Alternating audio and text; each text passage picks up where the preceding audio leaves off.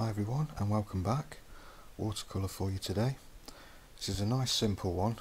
I've done this for my Patreons over on my Patreon page, and there'll be a three-part video series on this of much longer videos, much more in depth. So if you're interested, just pop along to my Patreon and you can see longer versions of this video. But I'm keeping it nice and simple today. Simple line drawing, not much to it at all. I'm just wetting the top part of the paper where the sky's going to be, and now I'm using a mix of cadmium red and yellow ochre to start painting in the sky.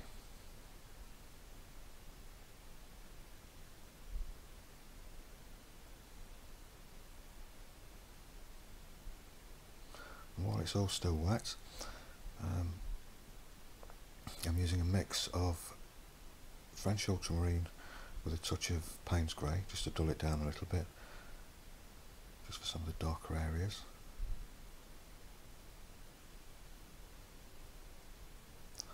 Letting it all run in together while it's still wet.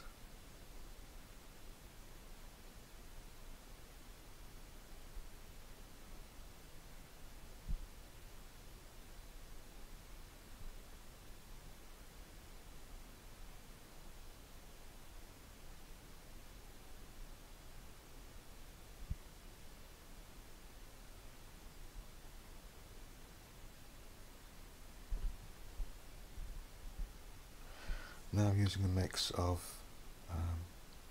burnt samba and French ultramarine, so it's more of a warmer grey, more of a brown sort of grey for the really dark clouds there.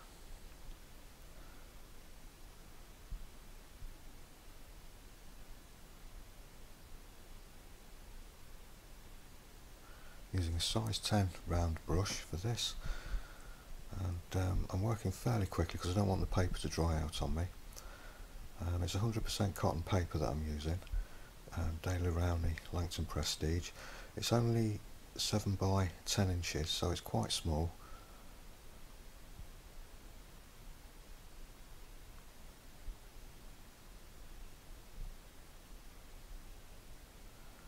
Just putting the final few touches in on the sky there. I mainly chose this picture, like I say, for beginners, so that they can get the hang of the wet into wet technique when they're doing areas like this sky. You know, it's not precise or anything like that. You know, it's going to get you used to the timing of the paper, the timing of the paint drying, and get you used to the consistency of what sort of paint you should be using for wet into wet and all that sort of thing. So I thought this was an excellent one to choose for that. So now I'm using a dark green mix just for the distant trees there on the tree line on the horizon. Just using the edge of the flat brush to put them in. Now I'm using a mix of burnt umber and yellow ochre for the distant field.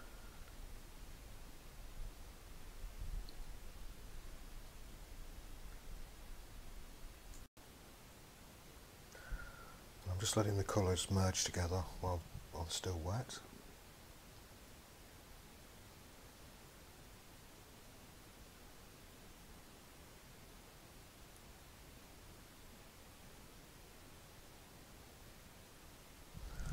So I've just put that sort of darker green sort of hedge line across there.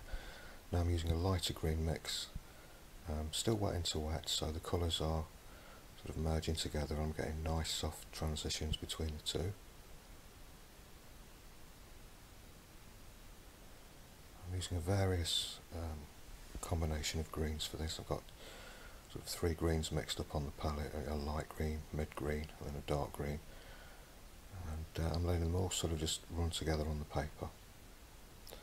So now I'm working in the evening. You can see that there's been a change of light there. Yeah, sorry about that. Doesn't look too good, does it? But now everything's dried.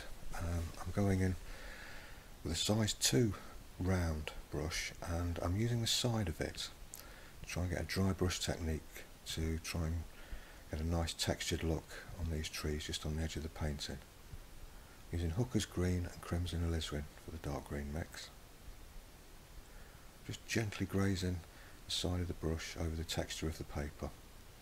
The paper surface is a cold press surface, so it's got a nice bit of texture to it. In fact, I'll put product links in the description below for Langton Prestige paper if you're interested in it. It's a very nice quality paper.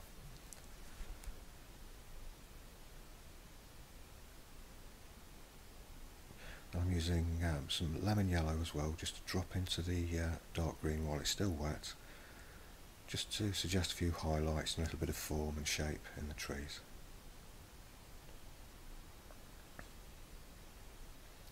And also just strengthening that mix up of burnt umber and yellow ochre in a distant field there.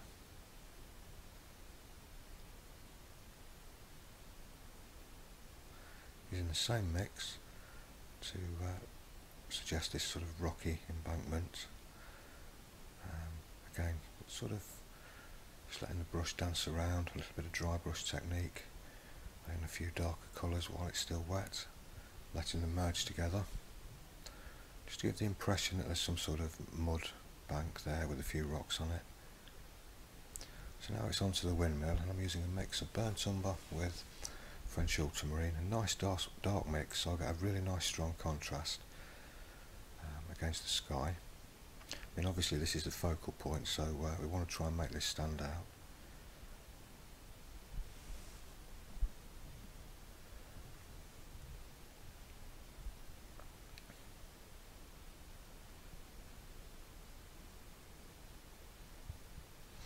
And while it's all still fairly wet, I'm just dropping a few additional colours in there, like cerulean blue and burnt sienna, just to add a little bit of interest, just to break it up a bit, just to stop it from being sort of a flat wash. Gives it a little bit of character. Same treatment for this house on the side, but I just use lighter washes for this. I'm working in natural daylight again now. Using a 2B pencil now, just to draw in a few tree trunks on those trees, and just to put in the fence posts along the field. Some of the railings, you know, around the windmill, and just generally just tidying up a little bit with the pencil, just sort of darkening up you know, certain areas on the windmill there, like the sails and things like that. They got a bit sort of left behind when I put the washes over them. So just bring them out a little bit with 2B pencil and they'll look okay. I'm just putting a shadow colour over the left hand side of the windmill.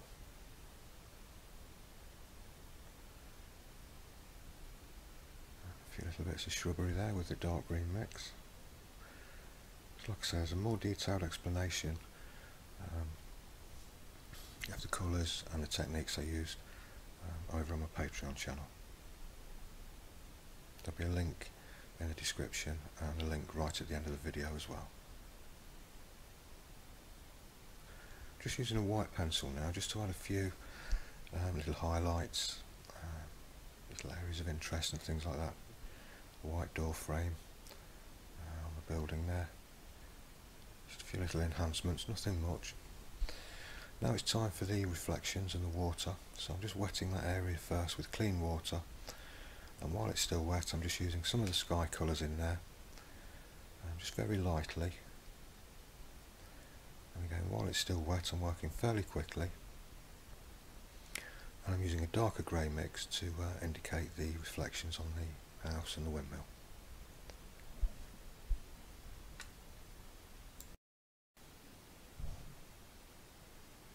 I'm using a 1/2 inch flat brush for that. I'm using it on its side, just using the corner of it.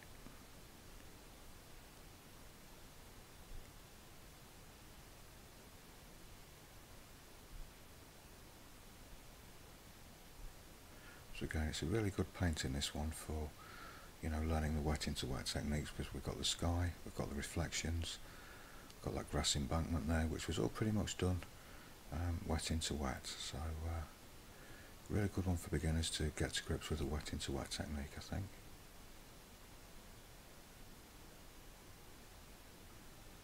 Yeah, just ignore that bit. I was just trying to feather out the water's edge there into where the grass is going to be, but the water portrait module was probably dirtier than the reflections on the picture, so I decided just to wipe it off with a tissue. Just a few other little touches here and there, just to indicate a few ripples in the water and reflections of the shrubbery that's above it.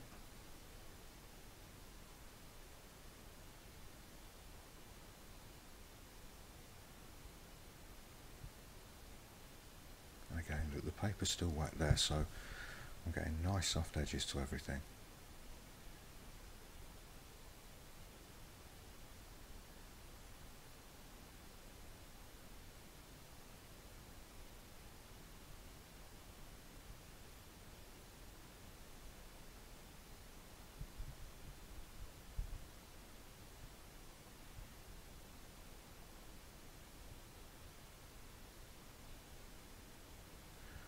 Okay, so that's the reflections just about done. So now at this stage I'll let that thoroughly dry before I go on to painting the grass. It kind of overlaps it a little bit. Just using a clean damp brush there, just to pull out a little bit of a water line just along the edge, just before it's completely dry. Okay, so now it's nice and dry. Using another dry brush technique here with a hake brush. Kind of dragging it over the texture of the paper to create this sort of grass effect.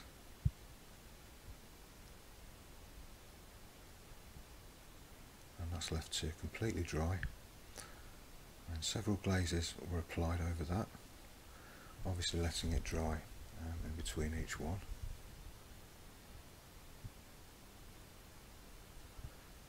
And then once that was dry, it's time to put in the sunbeams or sun rays coming out from behind that cloud there. A bit of a risky one for beginners, but you don't have to do this if you don't want to. You can just leave the painting finished at this stage, but if you're feeling brave, you know, you could use a clean damp brush and just gently start to tease out some of the paint, and then just dab it over with a tissue just to gently lift it off. You might have to work it a few times depending on what sort of paper that you're using, but you can get some nice convincing looking sunbeams doing this method. So there we go, that's all finished now. So there's a finished picture. Hope you like that, hope it was helpful to you. So pop along to my Patreon page and check it out if you're interested, and I'll see you next time. Thanks very much for watching, bye for now.